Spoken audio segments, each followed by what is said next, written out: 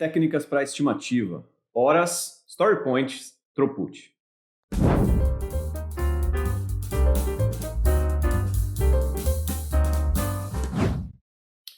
Fala, meus queridos, Rodrigo Pinto aqui, consultor e trainer pela Agile School. Se você ainda não está conectado conosco nas redes sociais, aproveita para nos seguir e deixar o seu like. Também, se quiser algum produto ou serviço da Agile School, agileschool.com.br, se conecte conosco por lá também. Bora lá, pessoal! Vamos falar agora sobre um tema que é dos mais polêmicos, né, que geram maior discussão dentro das rodas aí de agilistas, nos fóruns, nas redes sociais, nas conferências de agilidade, às vezes até alguns sentimentos aflorados com relação ao uso de uma determinada técnica ou outra. Horas, story points, throughput. Eu prometo a você que eu vou te surpreender talvez com essa resposta. Eu não serei previsível de nenhuma maneira com aquilo que eu tenho, a mensagem que eu tenho a trazer para você. Então, conecta comigo, fica comigo até o final para você entender aqui todo o meu ponto de vista. Vamos lá, gente. Nesse caso aqui também, nós não estamos falando de técnicas para estimativa. Não vou falar, né, como utilizar, como fazer um planning poker, como fazer a facilitação para que você colete. Não. Eu estou falando propriamente dito, das unidades de medida que nós acabamos utilizando, das mais utilizadas aí dentro dos times ágeis, principalmente dos times ágeis que trabalham com software, tá bom? Vamos começar. Há muitos anos atrás, décadas, desde a gestão de projetos tradicionais, ou nem quando nós não falávamos em nada em termos de metodologia, de método, talvez lá nos primórdios, década de 60 para frente ali, quando a gente precisava falar sobre estimativa, então o que a gente quer, o que a gente está falando aqui é sobre dizer quanto tempo vai durar uma certa atividade ou quanto tempo demora para que eu faça uma certa entrega, eu finalize algum conteúdo, algum escopo, algum projeto. Desde essa época, desde lá dos primórdios, o que nós tínhamos como referência de metodologia para a engenharia da computação que estava ali nascendo eram as metodologias ou eram as engenharias da construção civil e também da manufatura. Então eram outras engenharias mais tradicionais. E de lá, pessoal, nós começamos a coletar as ferramentas, nós começamos a coletar as técnicas para trabalhar nessa nossa nova engenharia, que era a engenharia de software. E assim também foi a utilização de técnicas ou até de gráficos ou de ferramentas para estimativa. Então a primeira técnica que nós tínhamos a utilizar aqui era a simples estimativa em horas. A pessoa que ia executar o trabalho, ela tinha competência técnica para dizer, para avaliar aquele trabalho e dizer se aquele trabalho ia demorar 2 horas, 4 horas, 8 horas, 30 horas. Beleza? Aonde que começa o problema aqui, gente? É que para o nosso trabalho, o trabalho que ali estava nascendo na engenharia de software, nós tínhamos uma carga cognitiva, uma carga do trabalho intelectual, do conhecimento, um trabalho que também beira ali a criatividade, que é muito grande. O esforço mental ali é muito superior ao esforço físico. Para dinâmicas de trabalho que exigem esforço físico, a gente consegue ter um pouquinho mais de previsibilidade em tempo das coisas. Se eu te falar assim, quanto tempo você demora para dobrar um papel, uma folha ali, fazer um aviãozinho de papel, às vezes até construir um muro de uma casa, trabalhos mais manuais e que são repetitivos, eles são muito mais previsíveis. Agora, quanto tempo demora para você fazer um algoritmo? Pensa em todas as incertezas que nós temos, né, em todos os caminhos possíveis, em variações que nós podemos ter aqui para dar esse tipo de resposta. Então isso, sem contar ainda, eu nem vou entrar na dinâmica de trabalho em time, tá? Da trabalho em equipe. O quanto que nós vamos estimar fazer um trabalho que dependa de 4, 5, 6 pessoas, né, pondo a mão de formas distintas dentro daquele trabalho. Então, a complexidade de se dar algum tipo de estimativa falando em horas, ela é muito grande e também muito errática. A gente foi colhendo, então como eu disse, né, desde lá da década de 60, a gente começa a trabalhar com esse tipo de técnica. Quando elas foram ainda se aprimorando ainda mais, elas foram evoluindo, chegando lá na década de 80, 90, nós tínhamos um caminhão de técnicas nesse sentido de tentar fazer, né, escrutinar de maneira completa uma atividade para que a gente fosse apto de dizer quantas horas aquela atividade iria durar. E a única certeza que a gente tinha no final das contas era que nós estávamos errados, tá? todas as literaturas acabam apontando para isso, né? Existe uma mancha na gestão de projetos tradicional no que diz respeito a isso. A gente tentar fazer esse tipo de estimativa em horas era extremamente errático. Foi por isso que, e por que também, né? Várias coisas a gente não leva em consideração, né? Eu vou falar brevemente aqui por que a gente erra tanto em estimativas em horas. Geralmente nós estamos considerando ali somente o work time, né? Ou aquele touch time para aqueles que gostam do Lean. A gente olha para um trabalho ali do software e a gente pensa, né? Quanto tempo demora para eu codificar isso daqui? Se eu estou falando de uma interface, quanto tempo demora para eu codificar isso? Só que tem muito mais trabalho envolvido naquilo. A gente tem trabalho de análise anterior, a gente tem um trabalho de teste depois, a gente tem tempo de build que é despendido, a gente tem um trabalho de refação, né? A gente testa, encontra erros, volta. Então tem um monte de coisa, sem contar todas as incertezas do trabalho que podem acontecer. Alguém pode ficar doente, a gente pode ter ali algum tipo de aprovação que necessite, aí o trabalho fica lá se prolongando, ou seja, um monte de incertezas que a gente não considerava na hora da gente falar sobre trabalho e estimativa em horas. E a parte principal também é que o trabalho, quando a gente estima em horas, a gente está considerando o quê? Um time, uma pessoa trabalhando com um item de maneira isolada? E se eu colocar 4 tarefas para serem feitas ao mesmo tempo? E se eu colocar 25 tarefas para serem feitas ao mesmo tempo? O que você vai fazer? Você vai multiplicar as horas?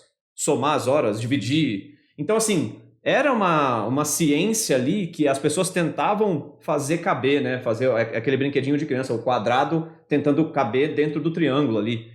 E as coisas não se encaixavam, tá? Eu já trabalhei com essa tentativa de estimativa em horas, assim, e era super errático, super errático. Beleza. Quando viemos ali com os métodos ágeis a partir da década de 90, começaram a surgir algumas técnicas alternativas. A gente começou a perceber que estávamos tendo problema com essa parte das estimativas. Vamos tentar algo novo, então, porque o ágil é justamente, né, você se adaptar, o ágil é você propor algo novo, uma inovação, algo que possa trazer e solucionar melhor os problemas que a gente até então tinha naquela época. Nesse caso das estimativas, começou a surgir uma abordagem que começou muito mais forte dentro da comunidade do XP. Depois foi para a comunidade Scrum também, se alastrou pela comunidade ágil, que é a utilização dos story points. Então nós temos lá as user stories, que é uma forma de nós redigirmos um requisito dentro de um time ágil aqui, e uma maneira também da gente comunicar esse requisito, consumir esse requisito dentro da própria equipe. E aí nós temos os story points, que é pontos, eu vou fazer uma gradação, em vez de fazer uma mensuração em horas de uma certa história, de uma certa atividade, eu faço uma mensuração em pontos de história, em story points. E aí os story points, eles tentavam abstrair essa questão, né, da execução em si, e o story point ele olha mais para o quanto que eu estimo em termos de carga de trabalho. Eu olho para essa atividade e eu vejo que tem um monte de coisa para fazer, vários campos que envolvem esse formulário, por exemplo. Ou eu posso olhar sobre a ótica de complexidade. Eu tenho uma atividade que ela pode ser pequena, mas ela é muito complexa, né? Eu vou criar um algoritmo todo ali de ordenação, bubble sort, etc. Então aquilo é complexo. Ou eu posso ter um grau de incerteza muito grande. Então eu vou mexer dentro de uma integração entre 2 sistemas que eu desconheço completamente, numa tecnologia nova, um altíssimo grau de incerteza. Então, quanto maior o trabalho, quanto maior a complexidade, quanto maior a incerteza, maior é a pontuação daquele item. E aí, a pontuação de cada item, seja do seu backlog ou lá da sua sprint, ele acaba se somando e aí nós construímos e a gente acaba mensurando a capacidade que nós temos em cada sprint de fazer 20 pontos, 30 pontos, 50 pontos. E é dessa forma, é para isso que os story points eles vão servir. A gente vai mensurar, fazer uma comparação entre itens, algo que abstrai a quantidade de horas, que é muito mais próximo da realidade, você analisar a complexidade ou as incertezas que nós temos. Então, era algo que era muito vantajoso em comparação às horas. E aqui tem uma coisa, deixa eu só fazer um paralelo, um parênteses aqui, rapidão. Gente, as pessoas que ficam criticando os story points, falando que os story points, quando você mensura a quantidade de pontos e você mensura a quantidade de horas que isso leva numa sprint para ser feito, as coisas não se comparam, etc e tal, mas ninguém falou que, desde o início da criação do story point, ninguém falou que ia ser dessa forma, né?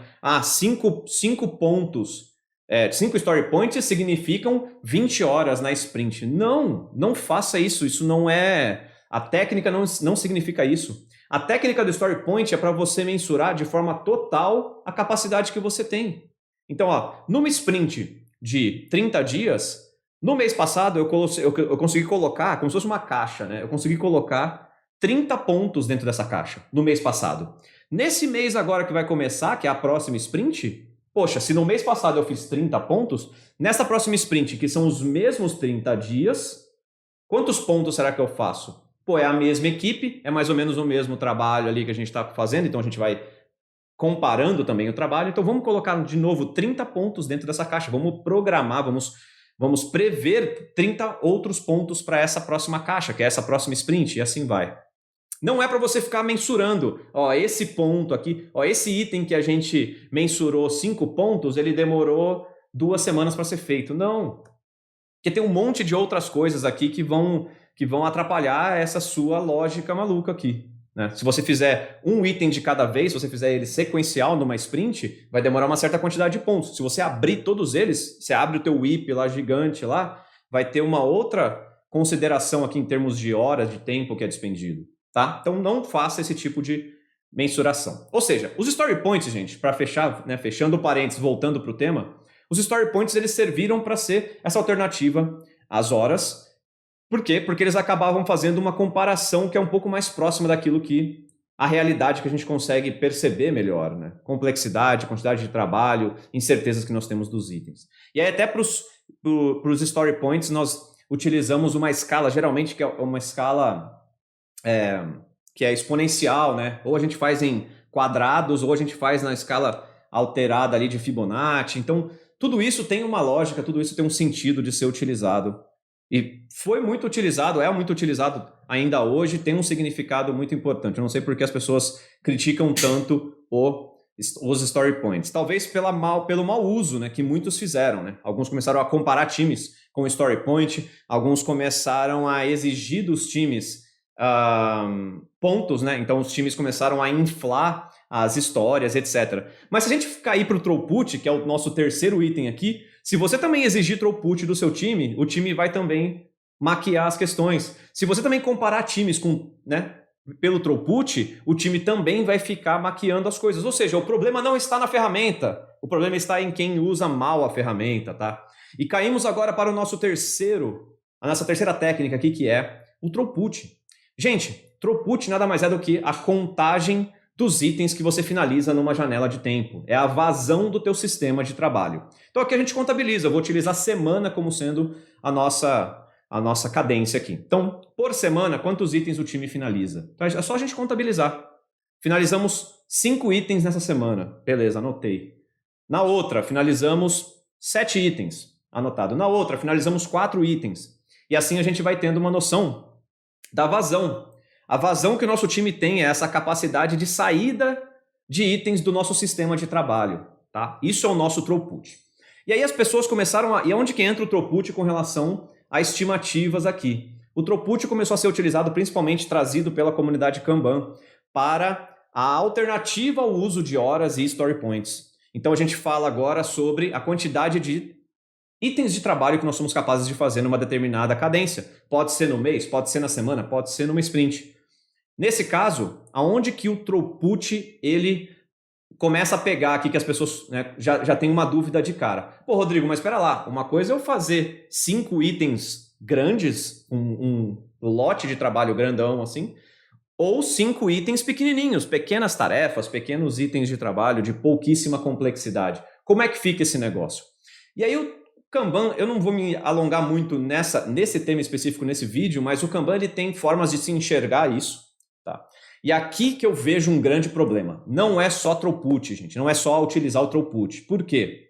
Se você não considerar, e aí por isso que é bom trazer todos os outros elementos do Kanban para o jogo. Se você não considerar o tamanho do lote, se você não considerar o limite de WIP, se você não considerar o tratamento da tua variabilidade ali, pensar em blocos, pensar em gargalos, pensar no aging, né, quando os itens começam a ganhar uma idade muito grande dentro do sistema de trabalho, se você não pensar em diminuir essa variabilidade, o throughput ele vai ser muito errático também. tá? Não vai ser, não é mágica você virar de um dia para a noite e falar assim, agora utilizamos Throughput, estamos super previsíveis, agora a gente consegue trabalhar melhor a previsibilidade na equipe. Errado, não vai conseguir. Não vai conseguir, porque a variabilidade das suas entregas vai ser gigantesco. Ora você vai ter, né? Primeira semana, throughput de 12 itens. Segunda semana, throughput de 5 itens. Terceira semana, throughput de 3 itens. Quarta semana, throughput de 19 itens. Então, seu throughput vai ficar com uma variação gigantesca, você não vai ter previsibilidade desse jeito da mesma maneira, tá? Então, o sistema Kanban de trabalho, ele vem como um pacote aqui. Não é só pôr throughput e achar que a gente vai ser previsível a partir de agora. Nesse caso, então, ao aplicar outras práticas do Kanban, a gente acaba tendo um sistema de trabalho um pouco mais previsível, o que nos permite utilizar o throughput até com uma forma diferente também de se olhar estimativas, que é o quê? De maneira probabilística. A gente também começa a usar o throughput sobre a seguinte ótica.